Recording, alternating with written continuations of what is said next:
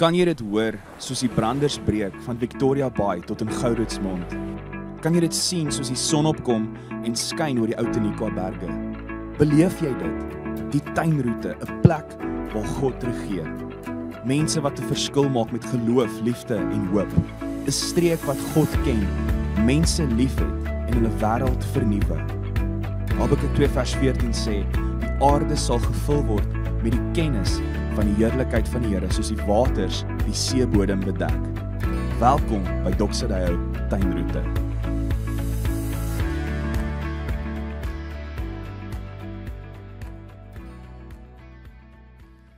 Goeiedag vriende, ek is Gerard. Dis my voorreg om vandag saam met jou te kuier by Doxadeo Tuinroete se aanlyn boodskap. Voor ons gesels uit die Bybel uit, kom ons bid eers saam. Hemelse Vader, baie dankie vir die tyd wat ons kan eenkant sit en baie dankie dat ons dit in vertroue kan doen. Dat U, die Heilige Gees, besig is met 'n goeie werk in ons en deur ons. En U wat hierdie werk begin het, is getrou. U wat ons geroep het, is getrou. U sal dit ook doen. U voltooi hierdie werk. Dankie dat ons saam met U kan werk, ook in hierdie tyd wat ons eenkant sit. En daarom bid ons, Here, gebruik dit, praat met ons deur U Gees, deur U woord, tot eer van U naam. Amen.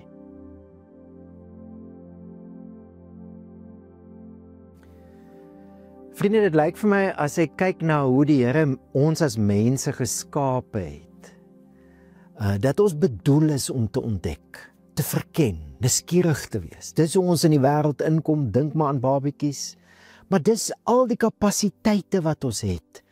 Dit lyk of die Here ons so mekaar gesit het, dat ons kan ontdek en verken. Miskien is dit hoekom die toerisme-industrie so groot is. Mense wil self dinge sien, self verken, al is daar nou min plekke wat ons vir die eerste keer kan ontdek, wil ons self verken, self sien. Ons is nuuskierig, dis hoe ons aan mekaar gesit is. En ek dink een van die grootste redes hoekom die Here vir ons al hierdie kapasiteite gegee het, is om op die grootste ontdekkingsreis van ons lewe te gaan. En dit is om te ontdek wie Jesus is. Natuurlik is dit nie 'n eenmalige ontdekking nie. Dis 'n lewe. Want wanneer ons ontdek wie Jesus is, meer en meer, ontdek ons wie en hoe God is, die een wat alles geskep het. Wanneer ons ontdek wie Jesus is, ontdek ons wat menswees bedoel was om te wees. En dit is ons jaartema. His glory, our story. En in 'n sekere sin is dit ook hoekom 'n lewe van integriteit saak maak. Hoe ek en jy lewe maak saak. Want dit gaan oor Jesus se heerlikheid, sy heerskappy, sy koningskap. Hoe hy sy koningskap implementeer in ons wêreld is deur die lewens wat ek en jy leef. Daarom maak dit saak hoe ons lewe. En ons het die vorige 3 weke hieroor gesels, 'n lewe van integriteit, een lewe. Ons gaan nou so 'n bietjie vir 'n ruk kuier uit Psalms uit. En is baie interessant dat Psalms op dieselfde manier begin. Die geleerde mense wat nou die kultuur en die taal en die geskiedenis ken van hierdie wonderlike boek, sê dat die eerste Psalms is die inleiding vir die hele Psalmboek. Party sê dis Psalm 1 en 2, en jy sal sien in die 2020 vertaling in Afrikaans word Psalm 1 en 2 boek 1 genoem. Party mense sê nee, dis Psalm 1, 2 en 3 wat die hele Psalmboek inlei. Maar al twee sieninge maak dieselfde punt. Daar's die groot storie, Psalm 2. God se internasionale agenda. God wat met die nasies praat oor die koning wat hy gesalf het. En ons weet, Psalm 2, ons het soveel daaroor gesels, want dit word soveel aangehaal in die Nuwe Testament, ook veral in Hebreërs. Psalm 2 gaan oor Jesus, die gesalfde koning. En God se internasionale agenda, want hierdie koning het nou erfbesit van alle nasies. As jy na 'n wêreldkaart kyk, dis wat jy sien. Dit wat aan Jesus behoort. Elke nasie, hy's die koning. Dis die groot storie. Dis die een kant van die muntstuk. Maar die ander kant van dieselfde muntstuk is die ander Psalm. Psalm 1 en Psalm 3, maar ons gaan vandag fokus op Psalm 1. Baie persoonlik. My en jou storie, wat hierdie Psalm beskryf. His glory, our story. En dit is baie interessant hoe Psalm 1 en baie ander psalms en baie dele in die Bybel metafore gebruik om my en jou storie te beskryf. 'n Metafoor is 'n wonderlike ding. Partykeer is 'n definisie net nie genoeg nie. Dit waaroor ons praat is te groot om net 'n handboek definisie te probeer gee. Dan het ons metafore en stories nodig. 'n Metafoor nooi jou in sodat jy amper die ding van binne af kan leer ken. En dit is hoe Psalm 1 skryf oor my en jou lewe. Kom ons lees saam. Gelukkig is die mens wat nie die raad van die goddeloses volg, nie op die pad van die sondags gaan staan en nie in die byeenkoms van die spotters sit nie, maar wat vreugde vind in die wet van die Here en sy wet dag en nag mymerend prewel. Dis wat mediteer beteken. So iemand sal wees soos 'n boom geplant langs watervore, wat sy vrugte gee op sy tyd en waarvan die blare nie verdor nie. Alles wat hy aanpak gedei. So is die goddeloses nie. Inteendeel, hulle is soos kaf wat die wind wegwaai. Daarom sal die goddeloses nie kan opstaan tydens die regspraak of sondags in die byeenkoms van die regverdiges nie. Ja, die Here sorg vir die pad van die regverdiges, maar die pad van die goddeloses loop dood. Eintlik is die twee beelde, né? Die een beeld is 'n pad. 'n pad, 'n reis, dis hoe die Bybel baie keer die mens se lewe beskryf, dis 'n wandel, dis 'n pad, en hoe tragies, hoe hartseer, dan daar mense is wat 'n pad kies, wat doodloop, wat nêrens heen gaan nie, 'n doellose lewe. Teenoor dit is daar 'n ander pad, die pad van die regverdige. Die Here self is geïnteresseerd in die pad. Dis 'n pad, dis 'n lewe wat betekenis het, want God het 'n doel met hierdie persoon. En die Here dra sorg vir hierdie pad. Kry dieselfde idee in die ander beeld. Jy die kaf is mos nou as hulle die koring geoes het in daai dae, dan het hulle dit buite gevat en geslaan en die koringkorrels wat swaarder is, het op die grond geval. En die kaf, die omhulsel waarin die koringkorrel was, het weggewaai. Selfs sou hulle dit baie keer in die lug opgooi, dan waai die kaf weg. Dit beteken niks. Tragies dat daar mense is wat so lewe kies. Teenoor dit, die lewe van die regverdige is soos 'n boom, geplant by waterstrome. Die boom groei en sy blare is standhoudend. Dit praat van gesondheid, né? Dis 'n gesonde mens en hy gee vrug, mens wat impak maak, 'n lewe met betekenis wat impak maak. En dit kan klink of die Psalm net twee lewens kontrasteer, die goddelose en die regverdige, en nou kan ons kies. Maar die woorde wat die Psalm gebruik doen baie meer as beskryf net 'n keuse wat jy het. Die Psalm begin met geseënd. Dit het 'n element van gelukkig wees, maar dis meer as dit. Geseënd en regverdig en die mense wat die wet het, dis hoe God se volk in die Ou Testament beskryf is. Sy mense. En vriende, hier moet ek en jy nou 'n bietjie stil staan, want kan maklik veel voel of die Psalm oor iemand anders gaan, maar hoor gou mooi. As die Bybel praat van geseënd en regverdig in die Nuwe Testament, dan is dit ek en jy wat beskryf word. Ons wat in Christus is. Jy onthou, ons het hieroor al gesels, maar kom ons sê dit weer. Romeine 5 vers 18, daarom dan, soos deur die oortreding van een mens, veroordeling oor alle mense gekom het, deur Adam se sonde, het alle mense onder die oordeel gestaan en was ons almal sondaars. So het daar ook deur die een mens se gehoorsame optrede vir alle mense regverdiging tot die lewe gekom. Sien jy die boom?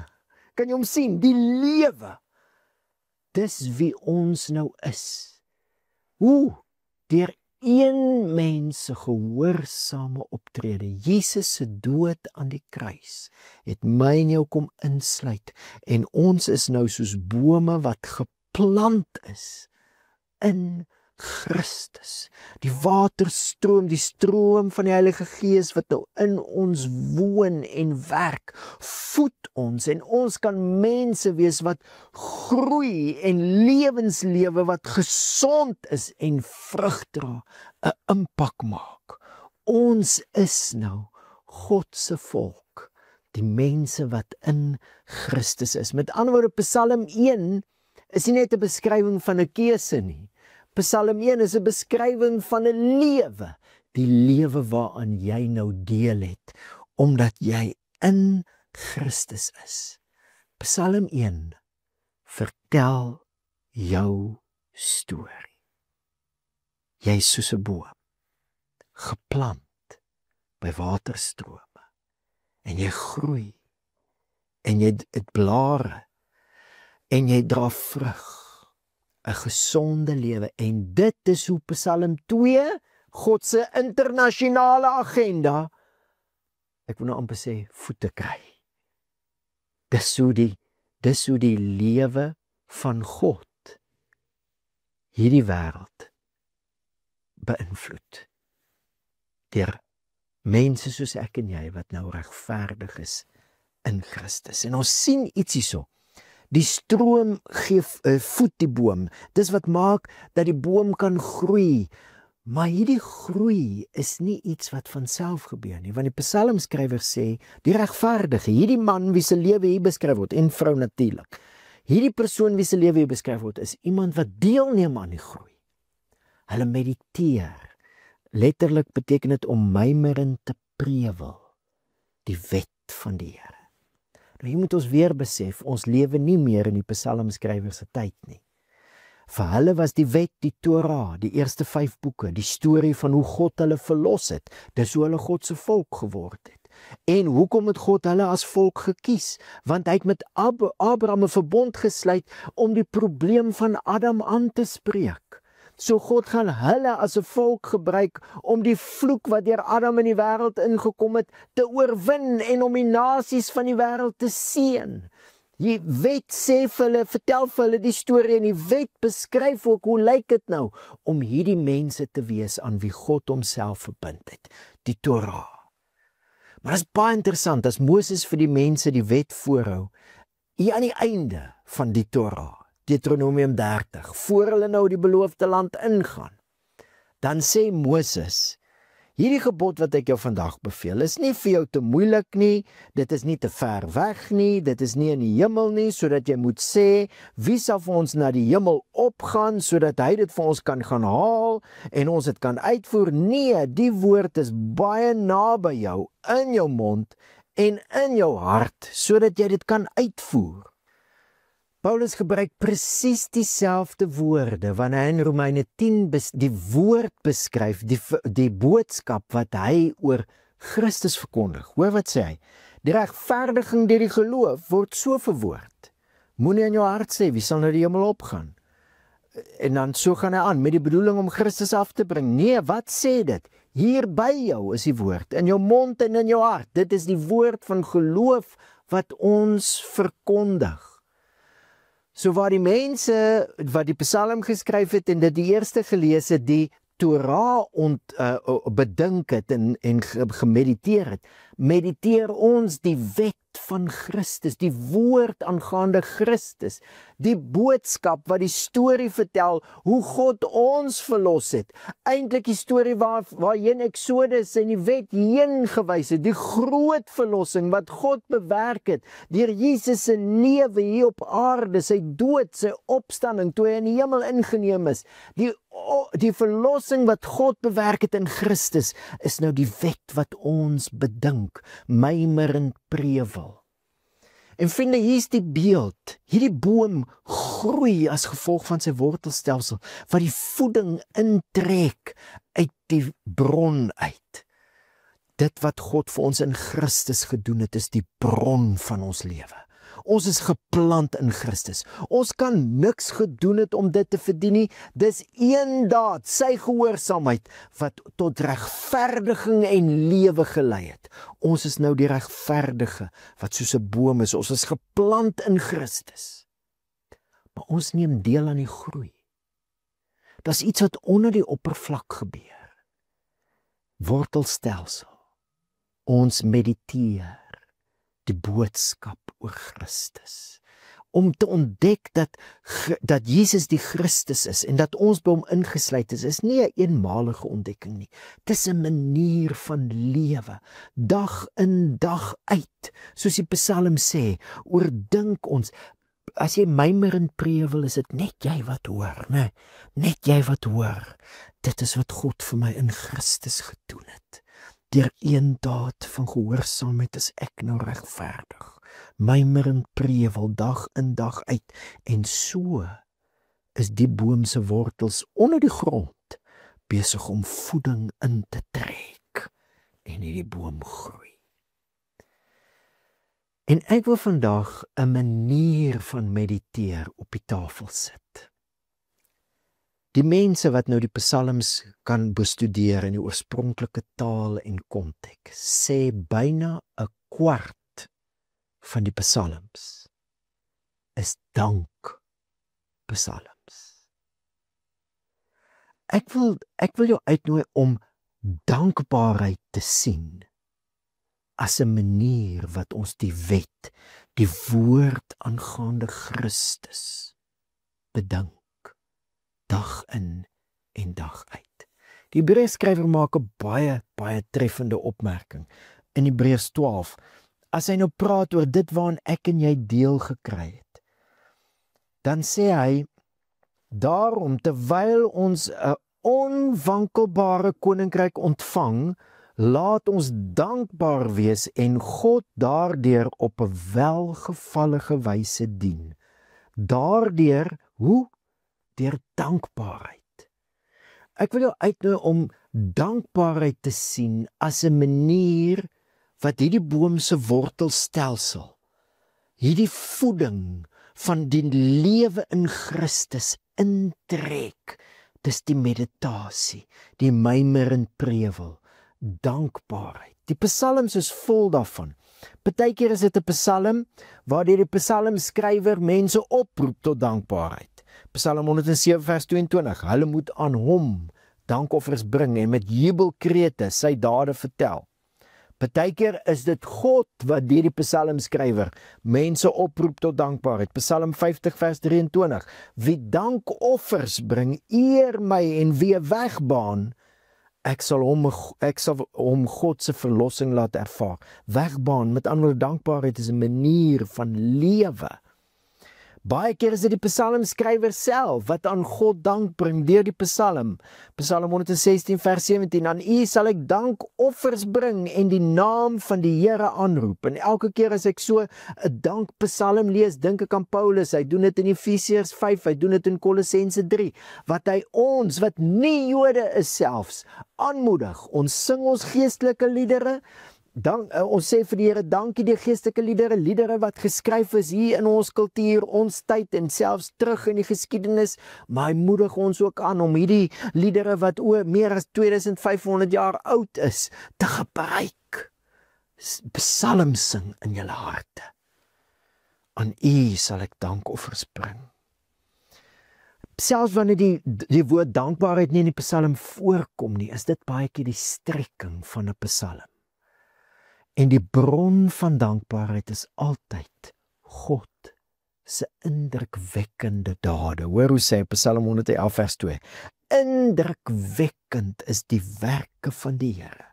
'n Bron van nadenke vir almal wat vreugde daarin vind. Hier is 'n bron van groei is Christus self. Maar een van die maniere wat ons wortels diep laat ingaan in daai lewe, is mediteer. En 'n manier van mediteer is in dankbaarheid, om die Here te dank. 'n kwart van die psalms doen dit. Hoe sal dit wees as 'n kwart van my lewe gaan om vir God dankie te sê? Dankie te sê vir dit wat hy gedoen het vir my in Christus. Vriende, dit is 'n ander manier van lewe en dit is 'n gesonde manier van lewe. Dankbaarheid. Daar's soveel wat ons hier kan sê.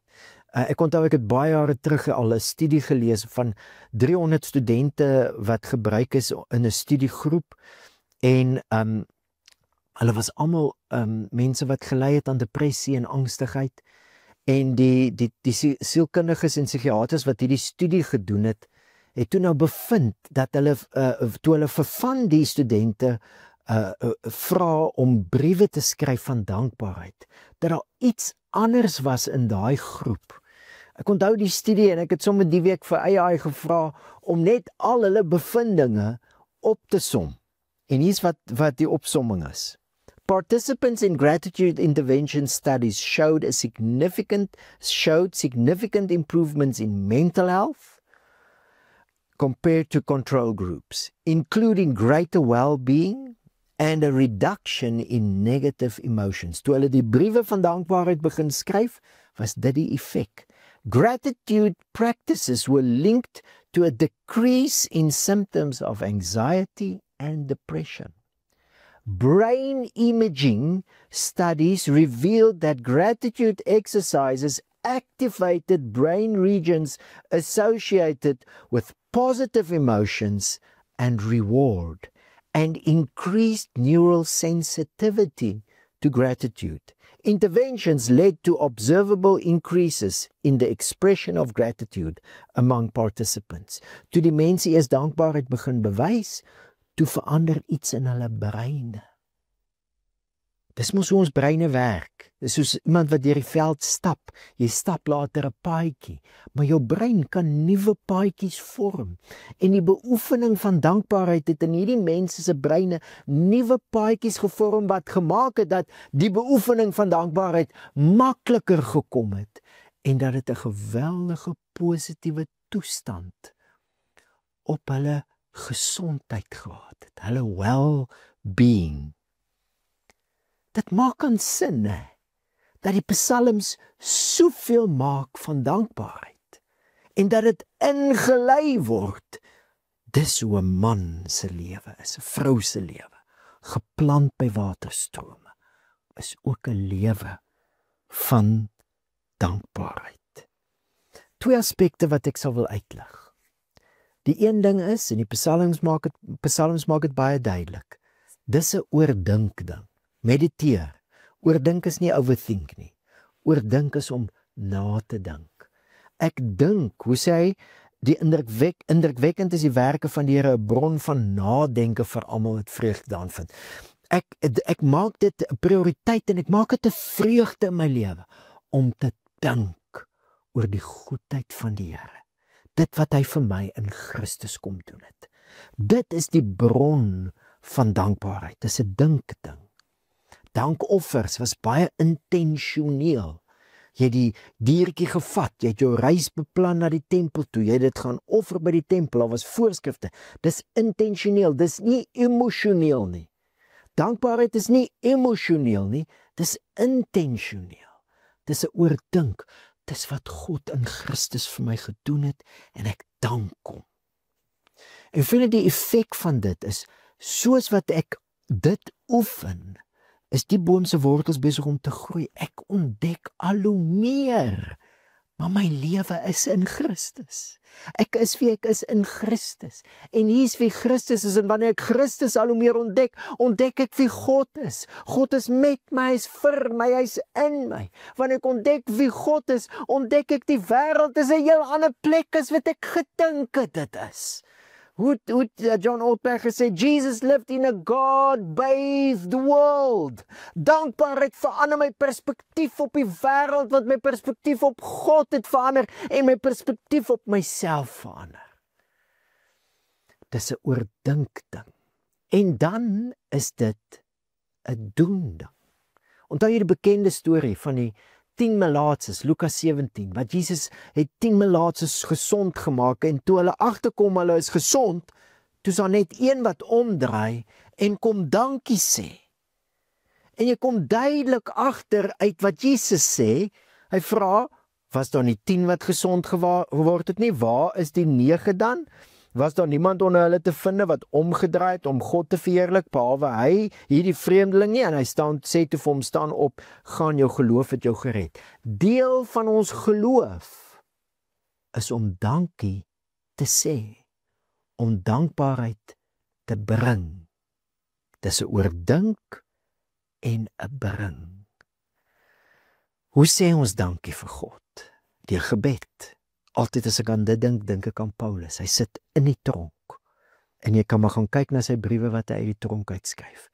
Soveel dankbaarheid. Natuurlik was daar ook 'n moeilike tyd in sy lewe, wat hy moed opgegee het. Maar toe hy deur daai gat is, daai donker gat, en hy sê hy het toegeleer om nog meer te vertrou op die God wat dooies opwek. Toe hy deur dit is, toe sy briewe vol dankbaarheid, vol dankbaarheid.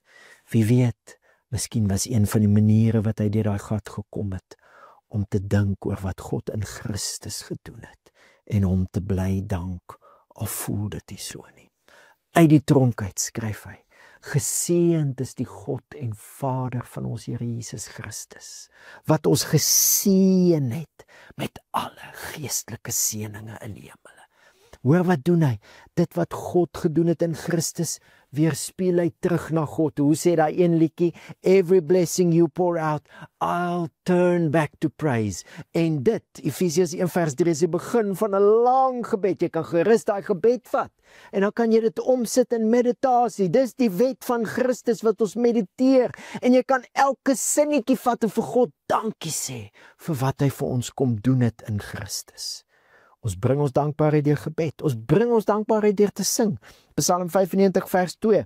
Laat ons tot hom nader met dankliedere, met lofgesange juig tot sy eer. Ons bring ons dank aan die Here deur te vertel van sy goedheid vir ander mense.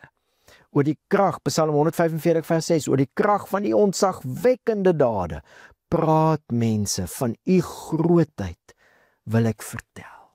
En dan bring ons dankbaarheid ook as 'n offer, iets wat ons gee vir die Here.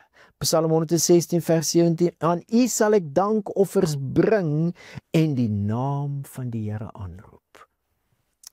En dit was nou spesifieke voorskrifte vir dankoffer, sekere diere wat hulle gevat het, maar die gedagte het nie tot niet gegaan in die Nuwe Testament. Die Paulus gebruik dieselfde woorde om te beskryf dit wat mense nou doen deur 'n finansiële offergawe. Hy skryf in 2 Korintiërs 9 vers 5, daarom het ek dit noodsaaklik geag om die broers aan te spoor om vooruit na julle te gaan en die dankoffer wat julle vroeër beloof het in orde te kry, sodat dit gereed sal wees as 'n werklike dankoffer en nie as iets wat afgedwing is nie. Hierdie mense het geld bymekaar gemaak vir die Jode wat baie swaar gekry het in Jerusalem, en Paulus sou dan hierdie offergawe gevat het. En nou het hy mense gestuur, maar hy noem hierdie finansiële offergawe 'n dankoffer. Ons gee ook ons dank, ons bring ons dankbaarheid aan die Here ook deur 'n offergawe te bring finansiëel. En dis maniere wat ons inoefen. Mymerend prewel, die Here is goed vir my. Kyk hoe goed is hy vir my. Ek bid, ek sing, ek vertel, ek bring dankoffer. Vriende, die fout wat meeste mense maak as dit kom by dankbaarheid, is mense dink dankbaarheid is gekoppel aan ons omstandighede. Baie keer aan wat ons het, wat ons besit. En as jy net 'n bietjie dink daaroor, sal jy besef, maar dis nie die waarheid nie. Baie mense besit geweldig baie en hulle is die mees ondankbaarste mense wat jy kan dink aan. Baie ander mense het baie min, maar hulle lewens loop oor van dankbaarheid. Baie keer is dit juist die teenoorgestelde. Mense wat jy dink as jy na hulle lewe kyk, joh, Daai ou het alle rede om nie dankbaar te wees nie, en dan vind jy by daai mense dankbaarheid. Ons dankbaarheid is nie gekoppel aan ons omstandighede nie. Dankbaarheid is 'n ingesteldheid. Dankbaarheid is 'n keuse waarmee mense lewe. En hier is die wonderlike ding van hierdie omgewing, hierdie habitat wat God nou vir ons in Christus geskep het, waarin hy ons lewens geplant het. Ons het nou elke dag oor as genoeg rede om dankbaar te wees ten spyte van ons omstandighede. Beteken nie ons omstandighede maak nie vir die Here saakie, dis hoekom ons dit ook vir hom bring in gebed. En ons bring ons worries, dit wat ons bekommernis het en begeertes het, ons bring dit na die Here toe. Maar in alles, hoe sê 1 Tessalonisense 5? Hy sê, wees in alle omstandighede dankbaar, want dit is God se wil vir julle in Christus Jesus. In alle omstandighede kan ek nou deur die wet van die Here te mediteer, dit wat hy vir ons in Christus kom doen het. Dit wie Jesus is, en wat Jesus vir ons wys van wie God is, en wie ons nou in Christus is, om dit te prewel, te mediteer, kan maak dat ek in alle omstandighede dankbaar kan lewe. En dit gaan 'n geweldige impak op jou en my lewe maak. Dit gaan 'n geweldige impak maak op ons groei in ons geloof, ons groei as mens, ons well-being. En dit gaan 'n geweldige impak maak deur ons op die omgewings waarbinne ons lewe. Geen wonder dat die psalmskrywer sê, Psalm 92 vers 2, dit is goed om die Here te dank.